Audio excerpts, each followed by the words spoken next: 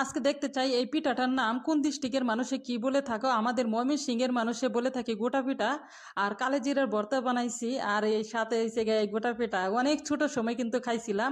এটার একটা কাহিনী আছে, যখনই মনে করো হাট বাজারে যাইতাম তখনই কিন্তু একটা গোটা পিঠার দাম আসিন 1 টাকা করিয়া।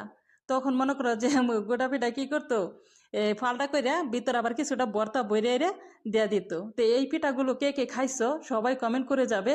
আর চৌদিতে বসে আসলে এত মজার পিঠা কিংবা খাইতে পারবো কখনো আসলে ভাবতে পারি নাই। মানুষের সাথে আসলে ভালো সম্পর্ক থাকলে, ভালো ব্যবহার থাকলে সবকিছুই সম্ভব। একটা মজার কথা শুনলে হাসবা, আমার ম্যাডামে বলতেছে বাবার লাগে কিছু পিঠা তনে লাগিয়া। তো সৌদি আরবে কিন্তু মনে করো জামাইরেও বাবা ডাকে, ছেলে মেয়েরও বাবা ডাকে। এই কথাটা কে কে প্রথমবার শুনছো অবাক হয়ে যাওয়ার মতন কোনো কিছু নাই। আমি প্রথম অবস্থায় কিন্তু অবাক হয়ে গেছিলাম। আর এই পিঠাটা কার কার পছন্দ, যেহেতু আমার ম্যাডামের কাছেও ভালো লাগছে, মেয়ের কাছেও ভালো লাগছে, পিঠা পড়তে বলতেছে যে বাবার লাগে কিছু তনে লাগে। তো বাবা পরে তার আসে নাই কয়টা রাখছিলাম।